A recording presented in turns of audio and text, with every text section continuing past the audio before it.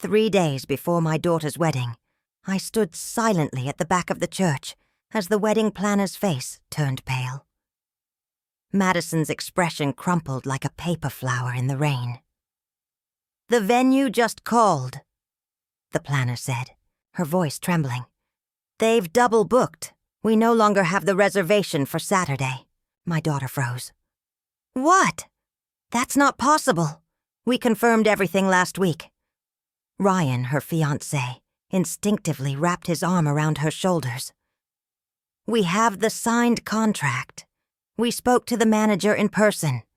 This can't be happening." But it was. Just like the caterer, who suddenly went bankrupt 2 weeks ago. Just like the photographer who lost the deposit. Just like the florist who swore she got a cancellation email, signed by Madison. An email Madison never sent. "I'm so sorry," the planner whispered, blinking back tears. "They said there's nothing they can do." Madison turned to me, then desperate and confused, her eyes silently begging for logic, for calm. I stepped forward and held her hand gently. "We'll figure something out," I said evenly, steady as ever. But inside me, a storm was already brewing. I knew exactly who was behind this: Patricia Blackwell. Ryan's mother had made her stance clear from the very beginning. At the engagement party, she clinked glasses with me under the chandelier and hissed, "My son deserves better than a girl from a broken home. This wedding won't happen." And she meant it. Every ruined vendor, every coincidence, every whispered doubt. It all bore her signature brand of sabotage. Classy, ruthless, disguised in pearls and privilege. I'd tried to be civil. I'd tried to be kind. I'd tried to be silent. But enough was enough.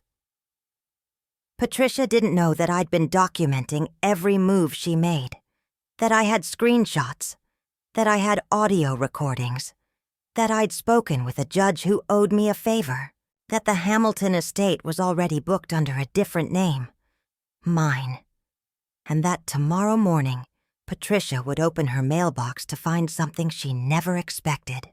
Not a lawsuit, not a confrontation, an invitation, and a choice. My name is Eleanor Thompson. I'm 48 years old, a senior paralegal at Grayson & Klein LLP in Boston, and for the last 15 years, I've raised my daughter Madison on my own. Her father, James, died in a car accident when Madison was just 10. Since then, it's been the two of us against the world. I worked 2 jobs for most of her teenage years. Paralegal by day, night shift legal transcriptionist from a folding desk in our apartment kitchen. There were months when we had to stretch one paycheck across 2 rents after a landlord raised our lease without warning. I remember her applying to college and refusing to pick anything out of state. Not because she didn't want to leave, but because she knew I couldn't afford the dorms. We made it work. She got scholarships, took on campus jobs, graduated magna cum laude in psychology. Everything she has, she built brick by brick, and I was right beside her with the mortar. So when she met Ryan Blackwell, I was skeptical. Not because he wasn't a good man. He was. Kind, grounded, clearly in love with my daughter. But his world, it was a different universe. His family lived in a Beacon Hill brownstone passed down through generations. Belonged to a golf club that had denied my firm's managing partner membership twice and used legacy as a verb. Patricia, his mother, was the matriarch of that kingdom. She hosted charity luncheons for causes she couldn't spell and corrected Madison's posture in every family photo. From the beginning, her smiles came too tight, too timed. She would compliment Madison's dress, then mention how she'd always imagined Ryan with someone a little more polished. At the engagement party, she pulled me aside between courses. "I know you've done the best you could," she said, swirling her wine. "But my son, He comes from a long line of men who don't settle. I hope you understand." I did. I understood perfectly. That was 6 months ago.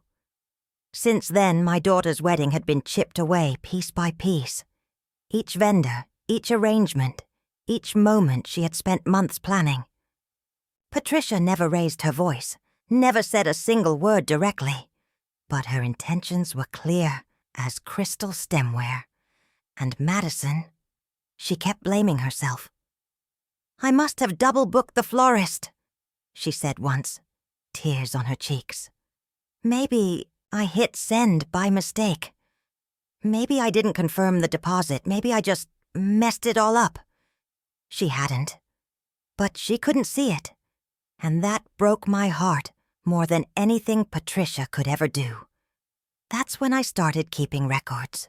I requested transaction logs from vendors, traced deposits back to anonymous accounts, captured voicemails where Patricia had impersonated Madison's voice. I knew how to gather evidence. The job had taught me that much. But I also knew how little that evidence would matter if it wasn't used strategically. So I made a decision. I wouldn't confront Patricia. I would outmaneuver her. This wasn't going to be a screaming match at a rehearsal dinner or a public showdown at a florist's office. No. That would give her the chaos she wanted. A ruined ceremony. A sobbing bride. A wedding that never happened. But this wedding would happen. On time. On my terms. And when it did, Patricia Blackwell would realize that not every war is fought with insults and champagne smiles. Some are won with planning and patience. It started with a phone call to Richard Hamilton. Richard was one of the firm's senior partners, a man with a penchant for cufflinks, jazz vinyl, and a sprawling private estate in the Berkshires that rarely saw visitors. Years ago, I'd stayed late every night for a month helping him win a brutal civil case involving intellectual property theft. He'd never forgotten that. When I called, his voice was immediately warm. "Eleanor, you still keeping the junior associates in line?" "Trying," I said. "I need a favor." There was a pause. "Name it." "I need Hamilton Estate for a wedding. Short notice, 1 week from Saturday." Another pause. Longer this time. "That's tight." "I know. But it'll be a small gathering. 50 people tops. And it needs to be untraceable. I don't want the bride's name associated with any of the arrangements." He didn't ask why. Just said, "Consider it done. I'll have the staff prep the lake terrace. You'll have full use of the guest house and garden pavilion. I'll even call the grounds crew myself." I hung up and sat back in my office chair, staring at the framed photo of Madison on my desk. Her college graduation day, smiling in her cap and gown, the wind lifting her hair. One piece down. Next was the officiant. I needed someone Patricia couldn't manipulate. That's where Judge William Thornton came in. He was semi-retired, only did private ceremonies now. But we had history. I'd once discovered a clerical error in a high-profile divorce case that saved his reputation from a PR disaster. He owed me. When I asked him to officiate Madison's ceremony, he didn't hesitate. "Send me the time and place," he said. "And Eleanor?" "Yes. Is this about Patricia Blackwell?" I didn't answer. I didn't need to. He sighed. "Then I'll wear my sharpest robe." I smiled, but I wasn't done yet. The final piece was visibility. If Patricia thought she could bury Madison's wedding, I would do the opposite. I'd make it unmissable. So I called Anna Vale, society editor at Boston Elite magazine. We'd worked together years ago on a feature about women in legal tech. I'd fed her a tip that landed her a byline in Vanity Fair. She owed me too. I pitched it like a love story. 2 young professionals overcoming socioeconomic barriers, planning a wedding in the face of inexplicable sabotage, and finally exchanging vows at a private estate after a whirlwind of setbacks. Anna, being the romantic that she was, jumped at it. "I'll send our photographer and a writer," she said. "We'll run it as a centerpiece in next month's issue. Title it Against All Odds. Sound good? Perfect." By the time I drove home that night, I had secured the venue, the officiant, and the media. I called the new caterer, florist, and string quartet, each of them booked through the firm's name, with payment routed through legal escrow. No trail to Madison, no fingerprints for Patricia to smear. And then I prepared the envelope, thick cream paper, engraved in gold. It held the new invitation, a ceremony at the Hamilton estate, officiated by Judge Thornton, covered by Boston elite. But that wasn't all. Clipped to the back was a small black USB drive containing every piece of evidence I'd collected. Emails, recordings, payment logs, even a video voicemail where Patricia fumbled while pretending to be my daughter. And a handwritten note. "The wedding is happening. Patricia. The only question is whether you'll be welcome there." The next morning I drove to Beacon Hill and dropped it into her brass mailbox myself. I stood there for a moment, just long enough to imagine her expression when she opened it. Then I turned and walked away, heels clicking softly on the cobblestone, the sun rising behind me. Patricia opened the envelope at exactly 7:42 a.m. I know this because I was parked across the street, coffee in hand, watching from behind my windshield as she stepped onto the front stoop in her silk robe and slippers. The moment she saw the thick cream envelope, her posture shifted. Head tilted, mouth tight, a flicker of wariness in her eyes. She recognized the weight of quality paper. She recognized the kind of message that didn't arrive by email. She opened it right there on the steps. I watched her face change as she unfolded the invitation, saw her eyes widen at the words, Hamilton Estate and Judge William Thornton.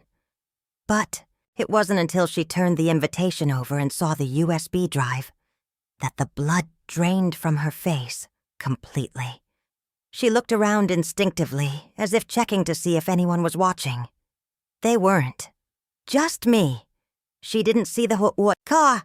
No one ever does, when they're used to being the one in control. At 8:30 a.m., my phone started ringing. Blocked number. I let it go to voicemail. By 9 ash, an email arrived in my inbox, written in Patricia's usual clipped tone. "Eleanor, I think there's been a misunderstanding. I'd like to discuss the contents of the package you sent. Let's meet for coffee this afternoon. The Plaza, 3 p.m.? PBI didn't respond. At 3:02 p.m., I received another message. I can explain everything. Let's be reasonable about this.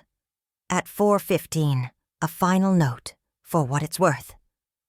I never wanted to hurt Madison, but sometimes protection and prevention are misinterpreted. You've made your point. Well played. I'll see you at the estate. Or not. That night, Madison came into the kitchen, phone in hand, cheeks flushed. "Mom, did you see this?" She held up an Instagram post from Boston Elite, a soft filter photo of the Hamilton Estate lakefront pavilion with the caption, "Next week's cover story, a wedding that refused to be broken." Her voice trembled with surprise. "Is this us?" I smiled as I stirred the sauce on the stove. "Do you like it?" "I love it," she whispered, then paused. "Wait, how did they?" "I made a few calls." She blinked. "You did this? After everything that fell apart?" I turned to her, gently brushing a stray hair from her forehead. "Nothing fell apart, Maddie. It was just rearranged," her eyes brimmed. "But the venue, the caterer, how did you even—" Don't worry about it. I kissed her cheek. You focus on marrying the man you love. Let me worry about the rest. She nodded, tears threatening to spill. You're kind of scary when you want to be. You know that? I smiled. That's why I raised you to be stronger than me. That night, I poured myself a glass of red wine and sat on the balcony, looking out at the city lights. I imagined Patricia in her drawing room, watching everything unravel, realizing that despite her money, her status, her whispered threats, she'd lost. Not because I screamed louder, but because I planned better. This wasn't about vengeance. It was about protection. And come Saturday, when Madison walked down that aisle surrounded by light, music, and love, it would be on our terms, not hers. The war was over. Now came the wedding. The morning of the wedding dawned bright and sharp, the kind of early October day that made the lake shimmer like cut glass and the maples at Hamilton Estate burn with gold. I arrived at the estate at 6, hours before the first guest would pull through the wrought iron gates, and walked the grounds in silence. The garden pavilion had been transformed overnight. Cream roses lined the aisle, their scent carried on the breeze. Soft tulle fluttered from the arched trellis, and golden lanterns had been strung between the trees for the evening reception. The air felt still, reverent, as if the land itself was holding its breath. I stood at the edge of the lake, watching the mist curl upward, and allowed myself a moment. A single private moment to feel everything. Pride, relief, and that cold, purposeful fire that had burned steady inside me for weeks, finally flickering down to something quieter. By 9, the vendors began to arrive. Caterers in crisp uniforms, the new photographer I'd hired through a trusted contact, the string, quartet tuning their instruments in the garden. Everything was happening, quietly, seamlessly. Madison arrived at 10, flanked by her best friends, her cheeks flushed with excitement and nerves. The moment she stepped out of the car and saw the pavilion, she stopped mid-step. "Mom," she whispered. "It's beautiful." I helped her from the car, steadying her arm. "You deserve beautiful, sweetheart." She looked around. The flowers, the lake, the judge. "He's already inside," I said. "He brought his best robe." She laughed softly, then paused. "She tried to ruin it all, didn't she?" I met her eyes. "She tried. And you stopped her." "No," I said gently. "We did. You said yes to love, even when it got hard. You kept moving forward. That's what stopped her." She smiled, and I saw the little girl she'd once been, the toddler gripping my hand outside the school gates, the teenager crying over college rejection letters, the woman now standing in front of me in silk and lace, ready to begin her own family. By noon, the guests had gathered, friends from both sides. A few faces from Ryan's world who had always treated Madison kindly. Patricia was not among them. But at 12:47, precisely 13 minutes before the ceremony, a black town car pulled through the gates. It stopped near the garden entrance, and out stepped Patricia Blackwell. She wore gray. Not morning black, not festive navy, just gray. A color that neither welcomed nor protested. Her face was set, perfectly made up, but her eyes darted across the grounds, taking in the decorations, the staff, the quiet perfection of a wedding she had no part in planning. She approached the ushers, who politely directed her to the 3rd row on the bride's side, exactly where. Her name wasn't listed on the seating chart. I watched her from the terrace above. Let her sit, I thought. Let her watch everything unfold. The music began to swell, Vivaldi's Spring, gentle and full of promise. And then Madison appeared at the top of the aisle. The crowd turned, a hush falling like a blessing. She walked slowly, holding Ryan's arm, her eyes never leaving his. He looked stunned, as if seeing her for the first time. And in a way he was, because this woman, this radiant, composed, utterly unbreakable woman, was not the girl Patricia had once dismissed. This was someone who had built herself. Brick by brick, they reached the altar, and Judge Thornton smiled down at them, his voice warm and deliberate. Dearly beloved. The ceremony passed in a blur of vows, laughter, and a kiss that made even the staff tear up. When the applause erupted, I turned to look toward the third row. Patricia was already gone. No tantrum, no confrontation, just an empty chair where control used to sit. She'd come to watch it all fall apart, and instead had witnessed her failure, dressed in ivory and crowned with wildflowers. The reception was magic. Toasts rang out under golden lanterns. Madison danced with Ryan, then with me, her head on my shoulder.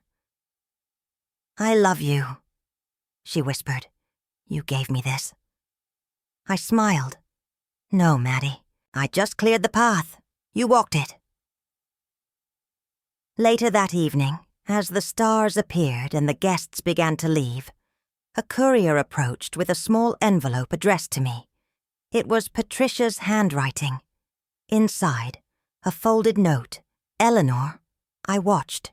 You were right. I never knew how to lose with grace. Consider this my attempt. Patricia, no apology, but an ending." And that finally was enough. By the time I got home that night, the sky was velvet dark, and my heels ached from 12 hours of standing, smiling, and staying sharp.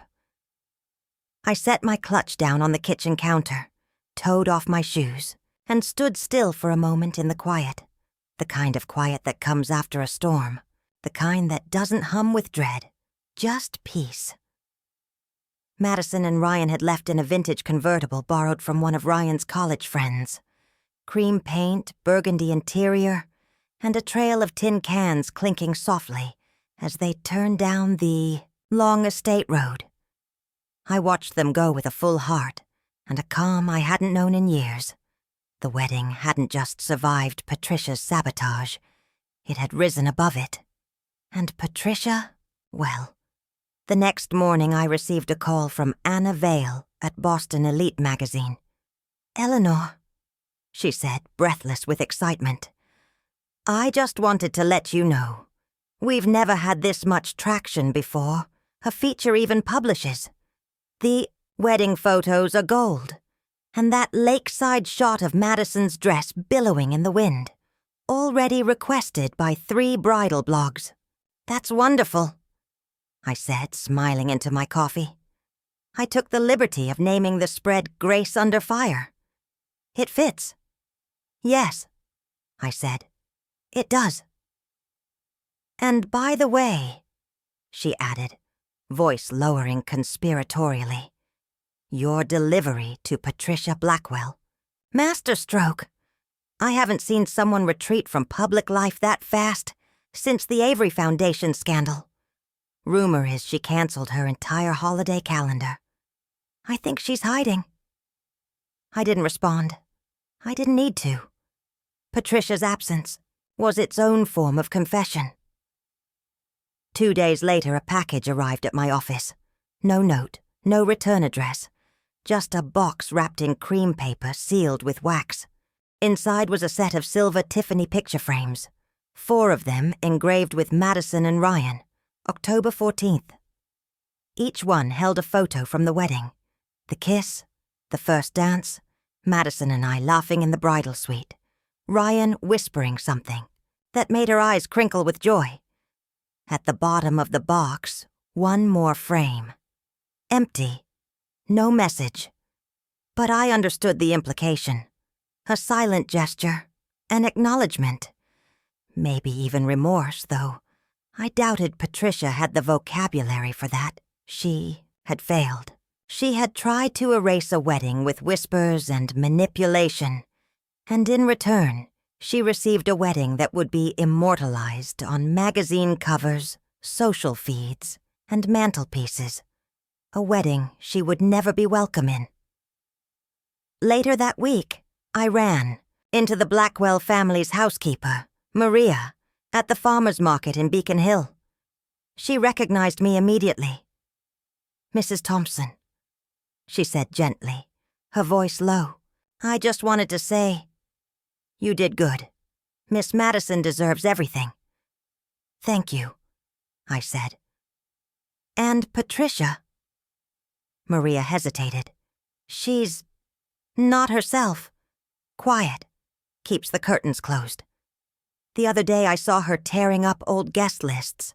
No more galas, no more luncheons. She's not used to losing." "She'll survive." Maria gave me a soft smile. "You didn't scream. You didn't fight." "No," I said. "I just outplanned her."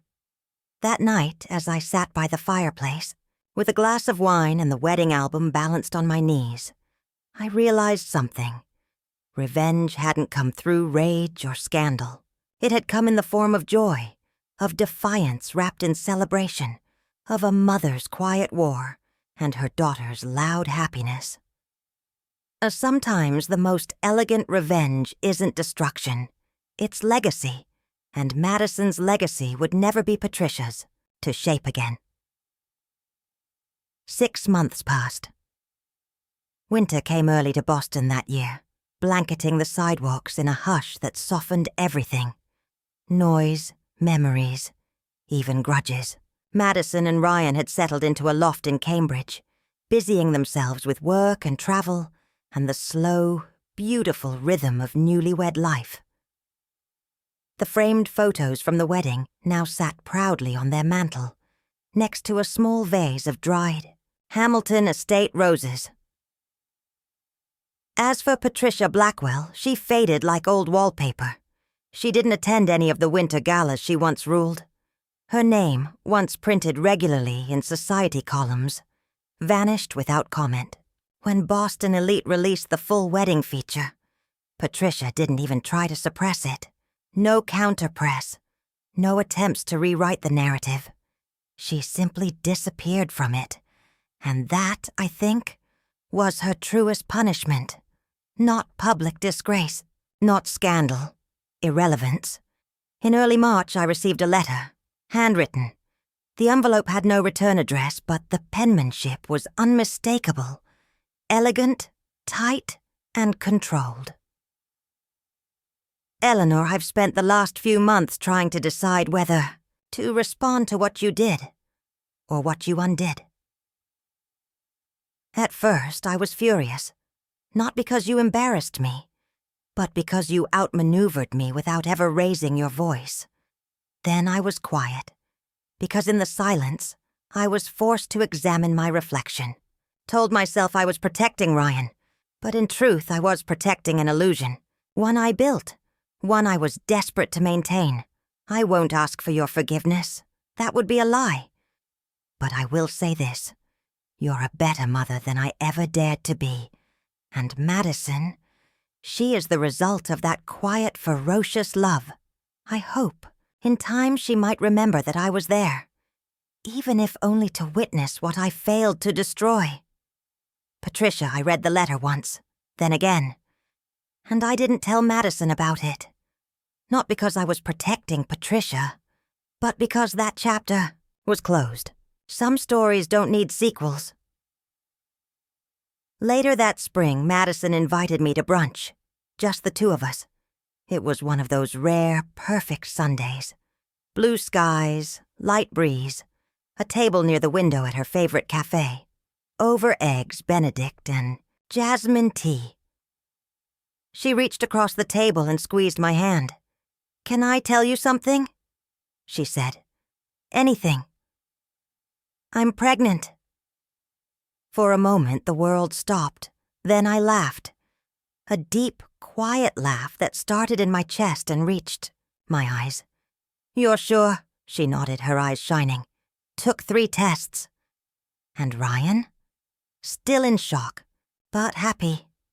We both are." I swallowed the lump in my throat. You're going to be an amazing mother. She tilted her head.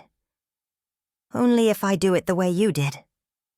That night I sat alone on my balcony, a blanket draped over my shoulders and the city lights twinkling below. I thought about everything that had happened.